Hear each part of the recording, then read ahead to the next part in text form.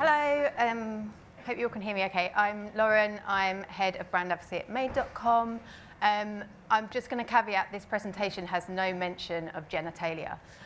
But to help calm my nerves, I am imagining you all naked, so there's a bit in that for me. I'm just going to put my glasses on just so I can imagine you all at the back there. Great. So I'm going to be talking today about how to, looking at some tips on building brand through advocacy.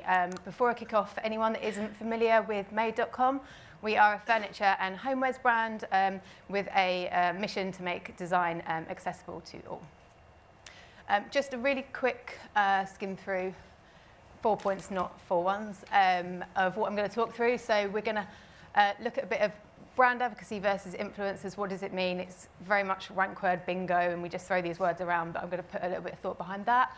I'm going to share 5 key tips which are very much experience-based. I've been at Made 9 months, and before that I was at Benefit Cosmetics in-house leading the influencer strategy there. So some tips about how we've kind of helped build brands through advocacy. I'm going to do a very quick skim sales promo I've made of some campaign that we're working on at the moment that brings that in-house all together, and then I'm going to look at why at Made we work in-house and we don't work with agencies on this.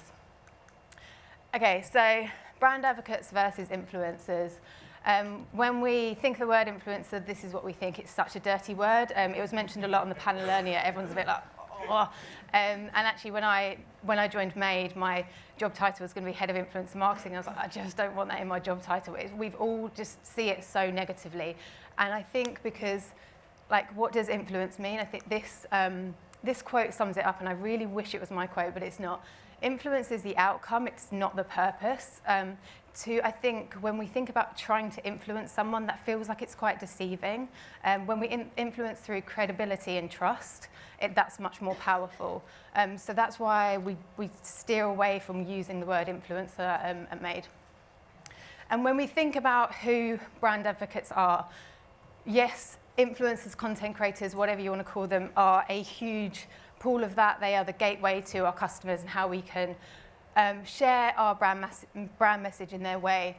But we also have to consider customers. Emma on the panel earlier talked about using Olapic to pull in a lot of UGC. We do the same at Made. We are tagged in thousands and thousands of beautiful content every week from our customers, and they are really something that we are tapping into to see what more we can do there. And employees as well. We know that no one really trusts brands, but often you will trust the people behind the brand. At Made we have 600 staff, and we all work there because we love the brand. And I think that's often an untapped resource and something that gets a little bit washed over. So 5 tips, considerations to go through when looking at an advocacy program, strategy, whatever you want to call it. Popularity does not equal influence.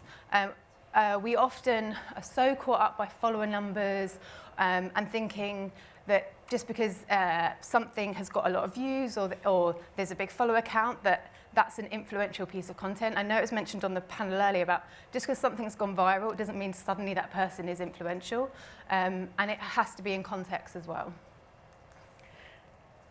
Brand fit is so important when looking at building out a strategy, particularly for the content creator section. We are incredibly fortunate at Made that we get a lot of people wanting to work with us in some capacity, and we turn down a lot of that because it just doesn't feel right. Victoria mentioned it on the panel earlier about the customers or the audience that are following those people that are talking about us, they're going to call it out if it's bollocks. It's detrimental to them and it's detrimental to us as a brand. So we have to look at, do they share the same brand values? What's their purpose? And what's their credibility? What's their kind of expertise? Does that really fit with us as well? I skipped over it earlier, but when we talk about content creators at Made, one of the big things is for us when we're discussing who we work with, we look at, if you stripped out social media, what else have they got behind them? Because if it's just the social media following, anyone can have that. So we look for people that are tastemakers, they're storytellers, they're real credible experts in their field. relationships for me is probably the single most important thing when we're looking at brand advocacy, who we work with. I went to a panel talk a couple of years ago, and they were talking about how you work with influencers specifically, and there was all these tools that they were talking about and the way to find people, but not a single person talked about human connection, and I think that's really important. The best coverage or the best pieces of work we've done are when we have had that relationship and we've built something. And again, I think we have to think about how the customer will see that content. If they see that there's been a bit of a relationship or long-term build up, they're much more likely to enjoy that content, resonate with it, and consider us as a brand. Value is a two-way street. We often can be quite guilty of trying to grab as much coverage as possible, or getting people to talk about us or push something, and we forget what we're giving back. When I was in-house at Benefit Cosmetics, one of my passion points was building out our micro-influencer program. I was really key to be a brand that stood out beauty is ridiculous. There's so much competition. So I led a program where we, over the course of a year, we ran a series of workshops where we invited smaller influencers to learn things like photography skills, copywriting, to help upskill them. And very selfishly, it meant that they'd produce better content that resonated well, there was better engagement. But it also meant that they felt like we were giving something back, we were caring about them. And it means that when they're looking at what mascara they're picking up, it's just a little bit more chance that they're going to pick up that Benefit mascara and feature it. So I often think, especially when we're looking at customers as well, yes, we want them to be talking about us and posting pictures of us on social, but what else can we offer outside of that? It's really important to think about that as well. And my kind of final tip is around respecting the customer. We often are talking, about these content creators and customers and employees, but I mentioned it earlier, they're the gateway to the customer. The customer is who ultimately we want to reach. And as much as we want the people that we see the best fit for us talking about us, we have to look at their audience as well and see how they're resonating with that content. What's the sentiment like? And not forget that the customer is ultimately who we want to reach. A very quick overview of a campaign we're working on at the moment.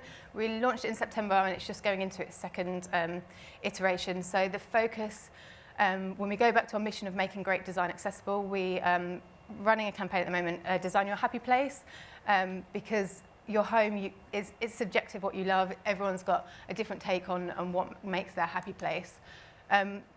What we've done with this campaign is we have worked with a variety of content creators that we have built long-term relationships with in advance of using them in the campaign, and we also pulled in a lot of UGC.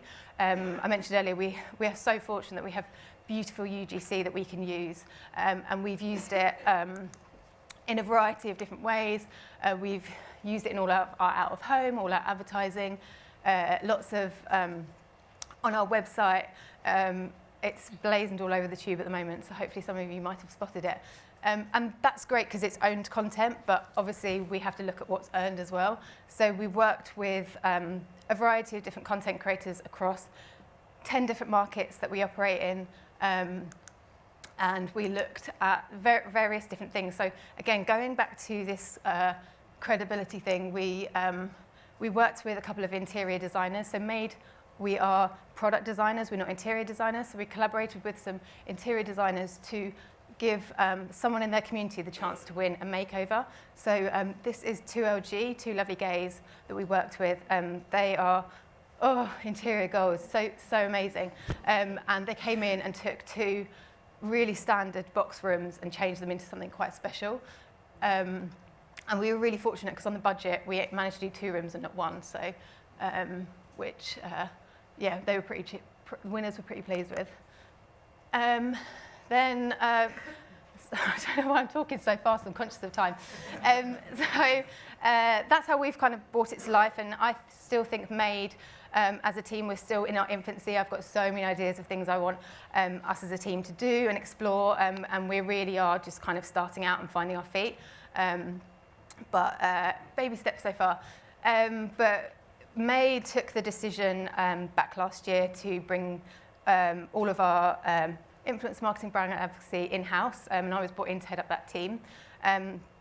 I've tried to keep it quite, I tried to look at, be quite subjective about the kind of pros and cons of whether to bring teams in-house or work with an agency. I mean, I'm going to be pretty biased, I'm in-house.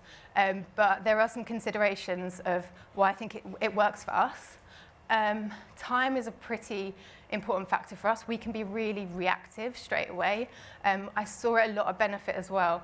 When we had an idea, we could just jump on it. And some of our ideas, from the point of someone mentioning it to it being recorded, it going out, was less than an hour.